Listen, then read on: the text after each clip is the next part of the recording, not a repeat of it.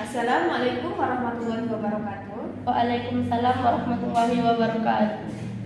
Perkenalkan, nama saya Nurmala. Di sini saya akan mewawancarai Anda.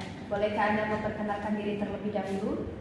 Baiklah, perkenalkan, nama saya Siti Aja-Ultari dari Prodi Pendidikan Kimia Universitas Muhammadiyah Pontianak. Langsung saja memasuki tahap pertanyaan. Yang pertama, sekolah perlu memiliki manajemen yang baik agar terwujud suasana belajar dan proses pembelajaran yang kondusif bagi peserta didik, sehingga peserta didik mampu mengembangkan potensi diri. Jelaskan ruang lingkup dari manajemen pendidikan sehingga tujuan tersebut dapat tercapai. Menurut saya, ruang lingkup pendidikan itu dibagi menjadi 4. Ruang lingkup menurut wilayah kerja, ruang lingkup menurut objek garapan, ruang lingkup menurut fungsi kegiatan dan pelaksanaan. Kalau menurut wilayah, ruang lingkupnya itu meliputi suatu provinsi, negara, manajemen satu unit kerja dan kelas. Sedangkan menurut objek garapan itu meliputi manajemen siswa dan pelaksanaan pendidikan. Sedangkan menurut fungsinya yaitu untuk mengkoordinasi, mengkomunikasikan, mengawasi, mengevaluasi, serta mengarahkan. Sedangkan menurut pelaksanaannya hampir sama seperti fungsinya, yaitu dengan mengorganisasikan, mengarahkan, mengevaluasi, serta memotivasi di manajemen pendidikan itu agar semua yang diinginkan itu tercapai. Jadi ruang lingkup itu dibagi menjadi 4, menurut wilayah kerja, objek garapan ruang lingkungan, serta fungsi kegiatan dan pelaksanaannya.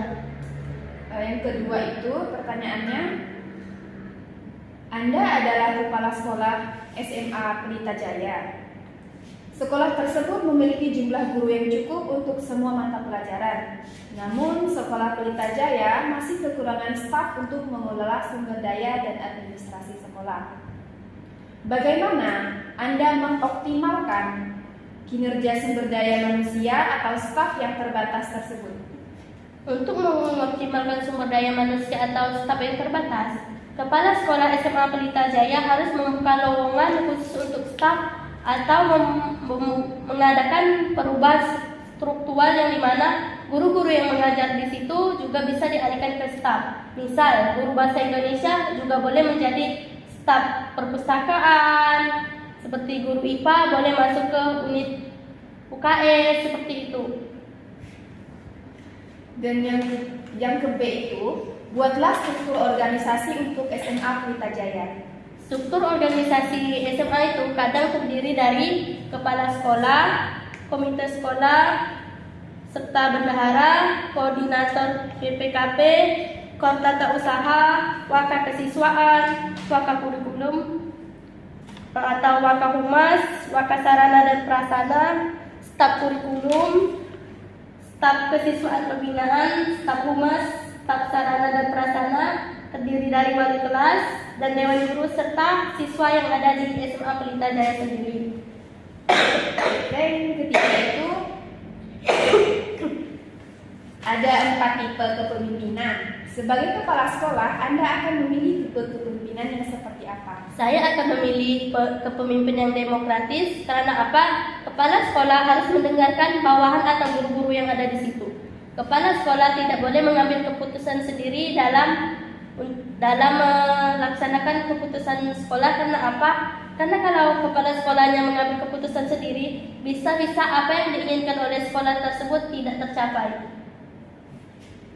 Yang keempat, bagaimana kelengkapan dan kejelasan input manajemen dapat membantu kepala sekolah mengelola sekolahnya lebih efektif? Kepala sekolah harus lebih sering mencari informasi yang terbaru terkait tentang sekolah, di mana sekarang ini serba era digital.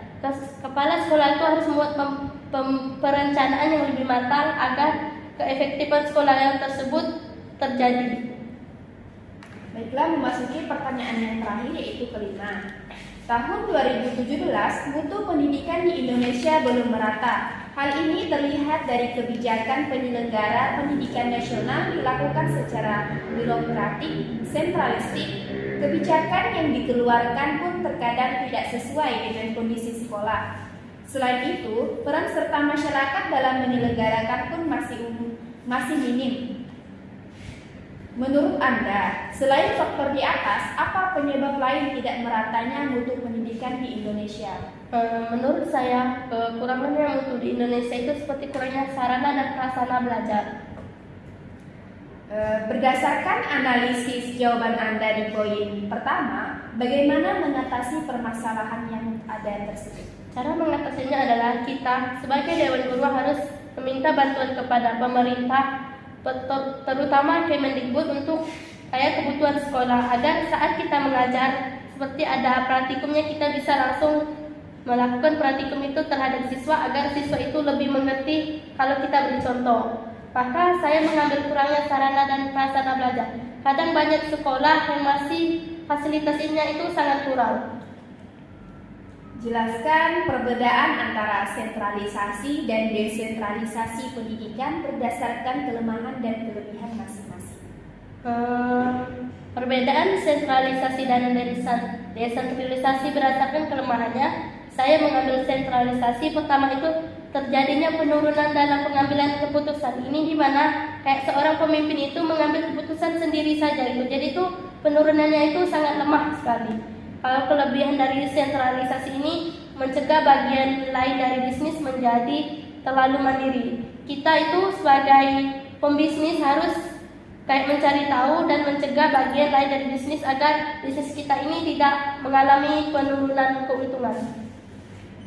Dan sedangkan kelemahan desentralisasi ini kayak pengambilan keputusan ini tidak selalu strategis.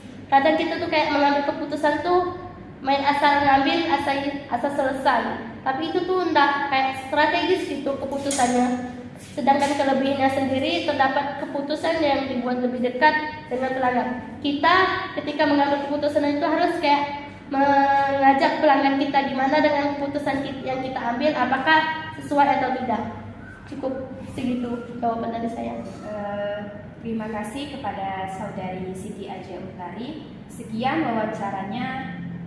Saya ucapkan Assalamualaikum warahmatullahi wabarakatuh. Waalaikumsalam warahmatullahi wabarakatuh.